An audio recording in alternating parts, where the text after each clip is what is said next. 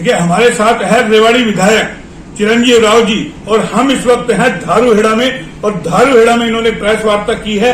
एक बार सीधा इन्हीं से 1 to 1 जानते हैं किन मुद्दों को लेकर के इन्होंने प्रेस वार्ता की है और क्या कुछ ये कहना चाह रहे हैं। विधायक जी, आज आपने प्रेस वार्ता करी है, क्या रीजन है, क्या मुद्दे?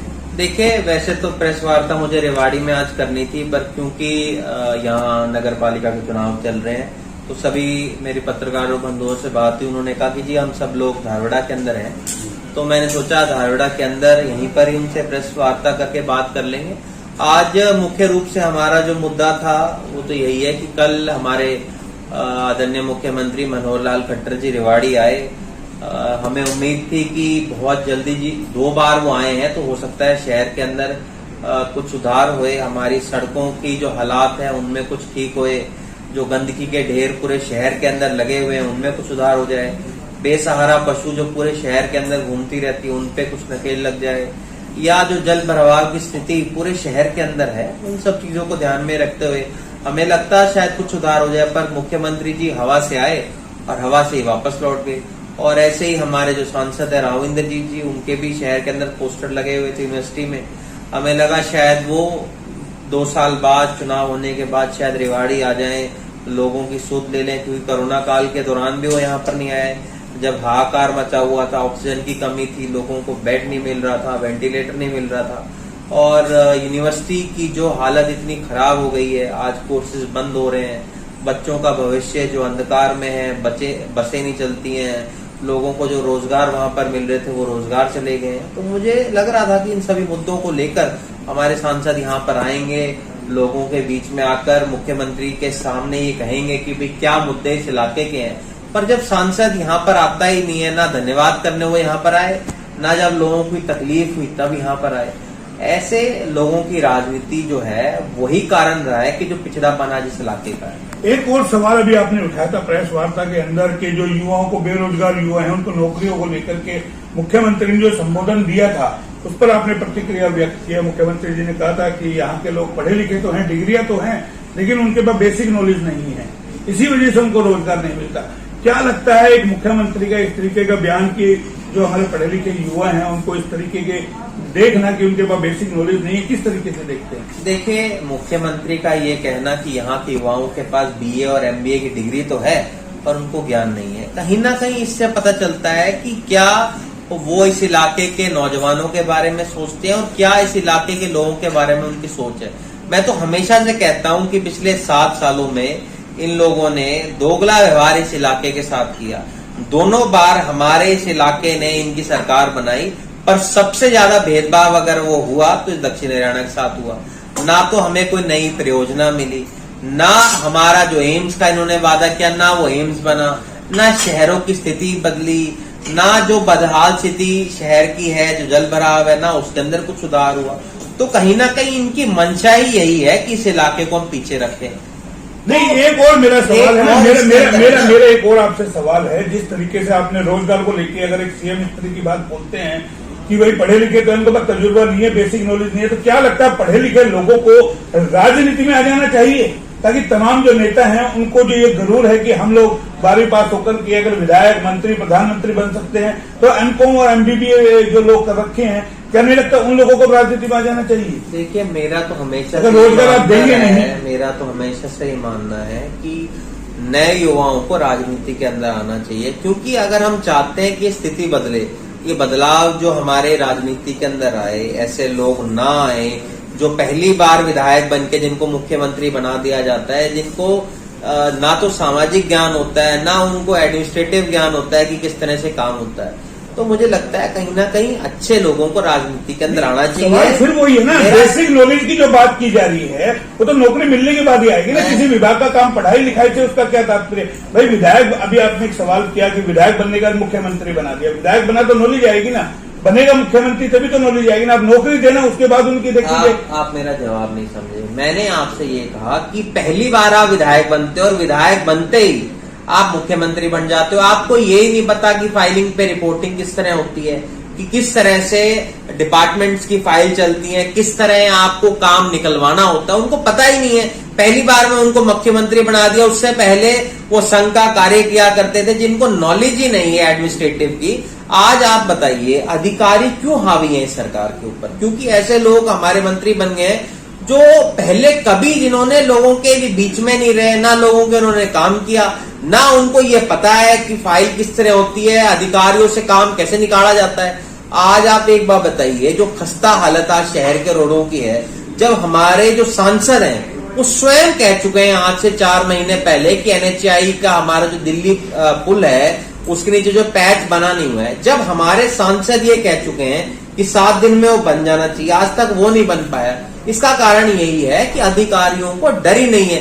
आज जो नशे का व्यापार पूरे शहर के अंदर है, जिस चपेट के अंदर आज हमारा जो शहर है, मैंने तो आज स्वयं SP साहब से इसके बारे में बात करी कि शहर के अंदर कितना मामला खराब हो चुका है। पहले तो बेरोजगारी थी, आज गांव में और शहर में नशे का व्यापार कितनी बुरी तरह फैल गया है। आज हमारा जो युवा है, क्योंकि उसके पास काम नहीं है, मैंने विधानसभा में यही बात कही थी, एक empty mind is a devils workshop.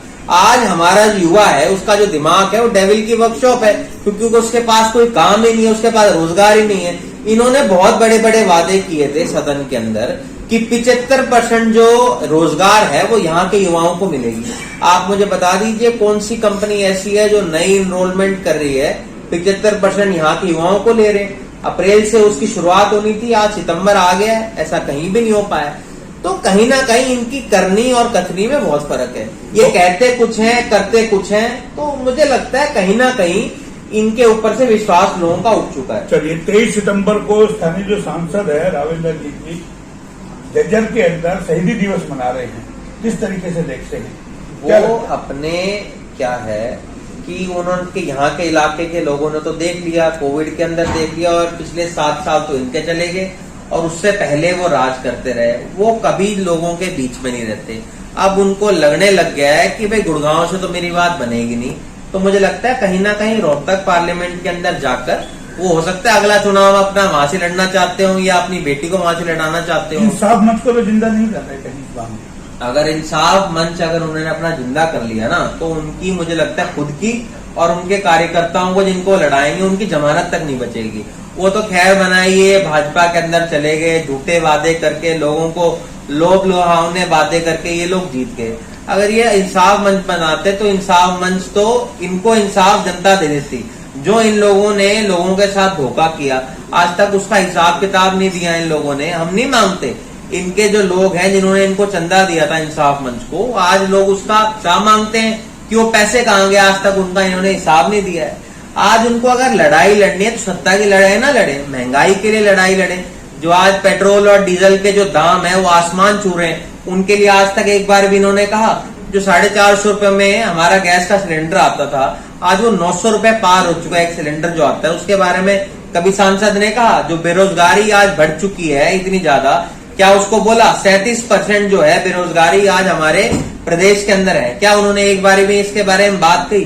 जो मुद्दे असल हैं, जो दुर्दशा है रोडों की, जो खस्ता हालत है, गंदगी के ढेर पूरे शहर के अंदर लगे हुए हैं, पानी भर जाता है पूरे शहर के अंदर, इनके बारे में इनको चर्चा करनी चाहिए। पर ये लोगों के बीच में ही कभी नहीं आते।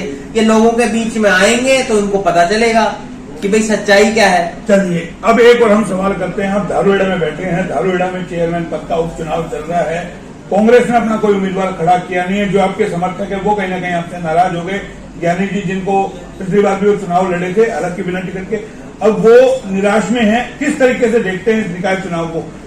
एज ए विधायक किसका समर्थन आप करेंगे? देखिए, क्योंकि पिछली बार भी हम लोगों ने निकाय जो हमारा चुनाव होता है नगर पालिका, उसके अंदर टिकट नहीं दी थी, तो ये पार्टी का अंदरूनी मामला है कि भाई नगर पालिका के अंदर हम टिकट नहीं देंगे, तो इस वजह से हम टिकट नहीं दे पाए।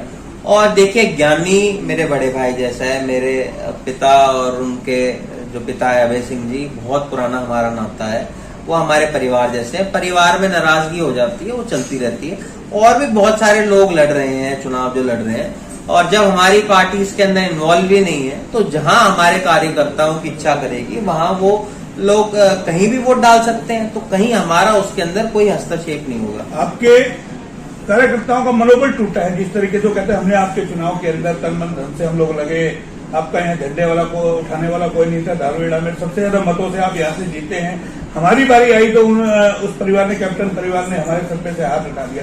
वो निराशा लगातार उनके अंदर देखिए है। आज भी मैं देख रहा था, ज्ञानी ने आज भी ये बात कही कि कप्तान साहब उनके पिता जैसे हैं और परिवार के अंदर थोड़ा बहुत मनमुटाव हो जाता है। और जब हमारी पार्टी नगर पालिका के ऊपर टिकट दे ही नहीं रही थी तो उसमें कोई बात ही खत्म होगी। तो चलिए किस तरीके से देखते हैं पूरा निकाय चुनाव, आप धारूहेड़ा में हैं, धारूहेड़ा की सड़कें आप देखिए किस तरीके से यह जो केमिकल युक्त पानी की बात है, तमाम चीजें आप पहले भी आपने आंदोलन यहाँ पे किया है। क्या लगता है जो ये चेयरमैन पद का चुनाव लड़ रहे हैं, केमिकल युक्त पानी को बोले जी हम बंद करवा देंगे, क्या लगता है जब सीएम यहाँ नहीं करवा पाए, जो छोटे छोटे मुद्दे, कितने दावों में सच्चाई देखते हैं? देखिए एक विधायक होने के नाते लगातार मैंने इसके लिए आवाज उठाई है और जो गंदा पानी भिवाड़ी से आता है उसका टेंडर 148 करोड़ रुपए के 2 एसटीपी के छूट गए हैं, वो तो काम हमने एक तरह से करवाई दिया है। पर मुझे लगता है लोग जब अपनी वोट डालने जाएं तो ऐसे व्यक्ति को चुने जिसकी साफ छवि हो, जो जिसमें काम करने की इच्छा शक्ति हो। मुझे लगता है कहीं ना कहीं ऐसे व्यक्ति को उन्हें चुनना चाहिए जिसके मन के अंदर निष्ठा हो लोगों की सेवा करने के लिए बजाय अपने घर बनने के लिए। तो पिछली बार जिस तरीके से लोगों ने चुनाव जिताया था कंवर सिंह को, लेकिन उनकी 10वीं की मार्कशीट को लेकर के चुनाव रद्द हो गया, चुनाव आयोग ने रद्द कर दिया एक शिकायत के ऊपर। अब उनके पुत्र लड़ रहे, क्या लगता है जो वोटर विश्वास करेगा, जो काम बाप कर सकता था वो बेटा करेगा, क्या लगता है इस बार वो जीत नजर आएगी आपको? देखिए वो तो यहाँ के लोग इस बात का फैसला करेंगे कि किसको उनको वोट देना है, कौन उनको सबसे सही लगता है, क्योंकि हमारी पार्टी से तो कोई लड़ नहीं रहा है, तो इसमें कहीं ना कहीं हमारा कोई रोल नहीं रहेगा। हम तो यही चाहते हैं जिसको भी चुने जनता चुनकर भेजे, वो अच्छा व्यक्ति हो, साफ छवि का हो, उसमें लोगों के लिए काम करने की इच्छा हो और जो भी बनेगा उसके साथ हम लोग मिलजुल के काम आपके कार्यकर्ताओं का क्या रुख रहेगा? देखिए अलग अलग कार्यकर्ता हैं, अलग अलग लोगों का रुख रहता है, क्योंकि जब हम उस चीज के अंदर पड़ ही नहीं रहे तो मैंने अपने सभी कार्यकर्ताओं को कह दिया जो उनको लगता है कि जो सबसे सही रहेगा धारूहेड़ा हित के लिए और लोगों के हितों के लिए जो आवाज उठाए ऐसे व्यक्ति को चुनना चाहिए। तो देखिए ये थे रेवाड़ी विधायक जी जिन्होंने प्रेस वार्ता की और तमाम मुद्दों के सवालों के जवाब भी दिए। कैमरा पर्सन पंकज के साथ मोहनलाल, HR न्यूज, रेवाड़ी।